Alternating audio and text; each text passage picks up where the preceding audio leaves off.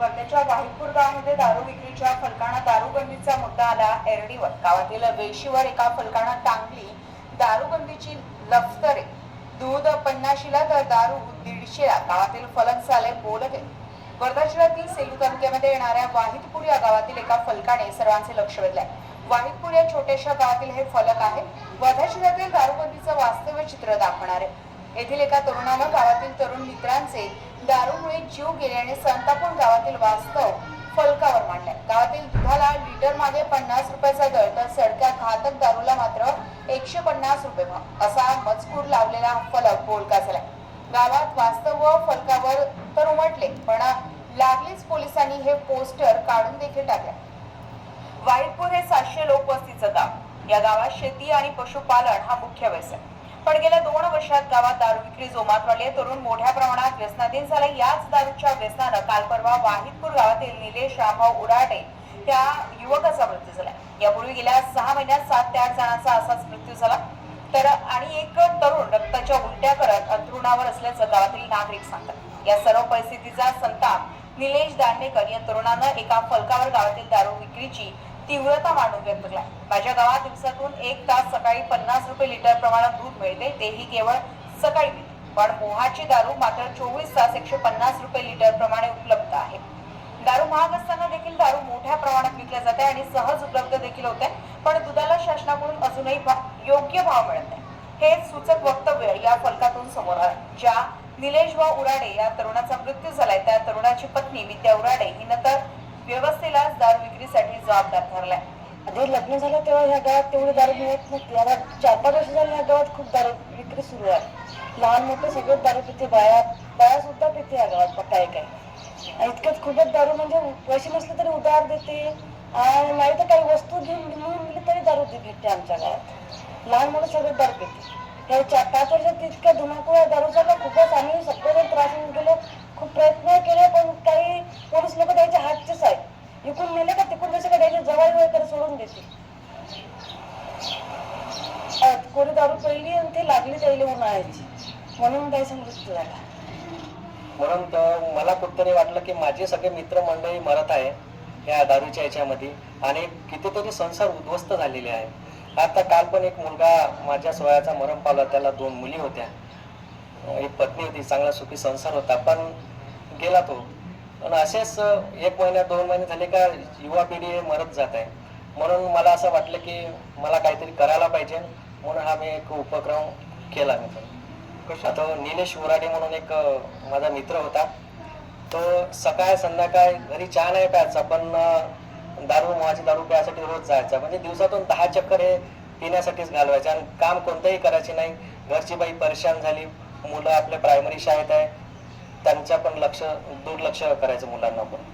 आणि असेच बरेचसे मुलं. आता मागच्या महिन्यात पण एक सचिन म्हणून नावाचा मुलगा माझा क्लासमेट तो पण गेला. तिथून 2 महिन्या अगोदर माझाच क्लासमेट अजून परत किशोर केलकर नावाचा मुलगा पण तो पण दारूमुळे गेला. परत असे भरपूर सारे मुलांना अजून जाण्याच्या याच्यामध्ये बरेचसे आहे. आता दुधाचा रेट वाढूच नाही राहिला. शासनाने कुठेतरी विचार करायला पाहिजे शेतकऱ्यांचा की शेतकरी खूप मेहनत करतात, दूध धुतात, पण दुधाला रेटच नाही मिळत. त्याच्यामुळे दुधाकडं दुर्लक्ष होत आहे शेतकऱ्यांचं पण. आणि मग कुठतरी हा मार्ग निवडतात कारण की लत लागली की हे लत खूप बेकार आहे. आजच्या परिस्थितीमध्ये 3 भाग हे गाव व्यसनाधीनता झालेलं आहे आणि याच गावात नाही बाजूच्या गावात पण दारू मिळतं भयंकर. आणि बाया पण प्यायला लागल्या आता.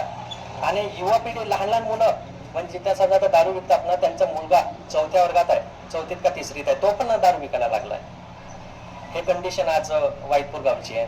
म्हणून मी हा पाऊल उचलला. राज्य उत्पादन शुल्क विभाग, पोलिसांचा दारूबंदी विभाग आणि स्थानिक गुन्हे शाखेला डोळे उघडायला भाग पाडणारा हा मजकूर लक्ष वेधून घेणारा ठरला. अलीकडेच वर्धा जिल्ह्यात व्यसनमुक्ती जनजागृती सप्ताहाला पोलीस अधीक्षकांच्या नेतृत्वात सुरुवात झाली. यात व्यसनाला व अंमली पदार्थांना हद्दपार करण्याची शपथ देखील घेण्यात आली आहे. असे असताना दारू विक्री जोरात सुरू आहे. गावातील लोक थोडंसं म्हणजे असं आहे की दारूचं प्रमाण थोडं जास्त आहे आणि ते पण कमी व्हायला पाहिजे.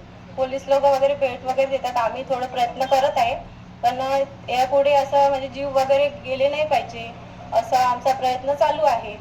आणि प्रत्येक घरी असं म्हणजे प्रत्येक घरी मुलं असे बिघडत आहे दारूमुळे किंवा काही, आणि बाया पण काही आहारी जात आहे. त्याच्यामुळे असं काहीतरी प्रतिबंध करायला पाहिजे असं शासनानं, मला असं वाटते. आणि पोलीस लोक वगैरे आम्ही त्यांना सहकार्य करतोच, आणि आमचं कसं सहकार्य राहते गावामध्ये असं.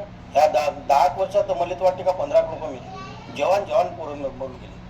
लोकायले म्हणतो अरे कमी करा, हे कमी करा, तर कोणीच ऐकायला येत आहे आता. सांगा लोकायले म्हणावं तर ते म्हणते आमच्या खिशातले दारू घेतो, म्हणजे तुमच्या खिशातले पैशातले दारू घेतो. सांगा चांगलं सांगावं तर तेही वाईट वाटतं. जिल्ह्यात दारूबंदी विभाग आहे, हो, काही अर्थ नाही त्याला. आहे का गांधी जिल्ह्यात अर्थ?